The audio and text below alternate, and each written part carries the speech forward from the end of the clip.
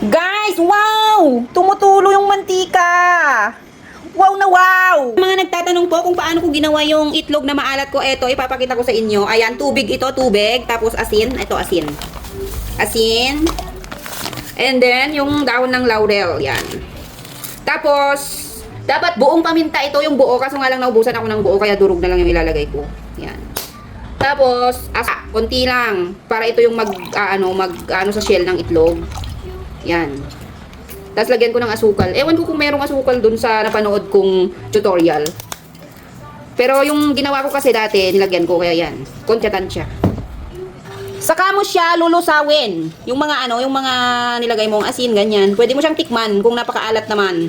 Huwag naman yung napakaalat kasi 45 days mo siyang ibuburo, 'di ba? Kaya kontrolin mo din yung alat kasi based on my experience, sa first time kong paggawa, maalat yung nagawa ko pero napakasarap kasi nakita nyo naman sa video. Napaka-oily niya.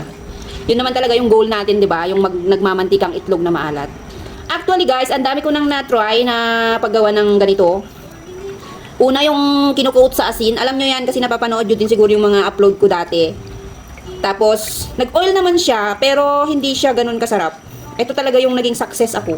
Tapos, ito naman, na-try ko din na 14 days lang siya naka-curing, nakaburo. Parang nilagang itlog lang siya na maalat, parang ganun. Talagang ito lang yung legit, yung 45 days na nakaburo. Ang sarap ng resulta, guys. I-try nyo na din. Ayan, nalusaw na yung asin. Pwede mo na yan i-turn off yung apoy. Tsaka mo siya papalamigin bago mo siya ilagay sa garapon, sa mga itlog. Siyempre, huhugasan din yung mga itlog na yun.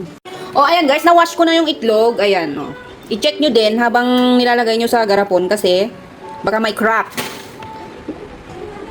Habang pinapalamig ko na yung yung mixture, yung tubig. Diba, napaka-legit. Na-try ko na kasi, kaya dinamihan ko na yung gawa ko. Gagawin ko ngayon, second time. Kasi nung una, syempre, sabi ko, konti muna ang gagawin ko at baka hindi nga legit. Kasi nga, ang dami ko nang na-try, diba?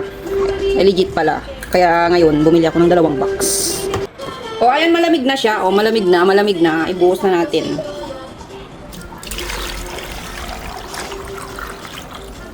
Sobra, boy. Ayan. Ayan na siya. O, diba? Sobra yung ginawa kong Tapos, diba, lumulutang siya. Pero ako, okay na to. Tatakpan ko na lang yan. Kasi kapag nilagay ko pa to, ito, pampabigat para lumubog yung itlog. Pero hindi ko na kailangan kasi mag-aapaw na yan. Kaya tatakpan ko na lang. Tip na lang sa mga gagawa. Magganito kayo ng tubig kapag umaapaw. Kapag marami pang space, di ba lulutang yung itlog. Lagyan nyo ng pabigat na ganyan. Tsaka nyo takpan para mababad siya ng Ako kasi tatakpan ko na lang. Yan. That's it! Waiting 45 days!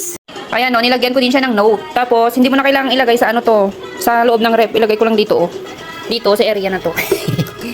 Hindi naman yan mabubuksan ni Nicola. Diyan lang. O, diba? Medyo malamig-lamig kasi tutok yung aircon. Yan,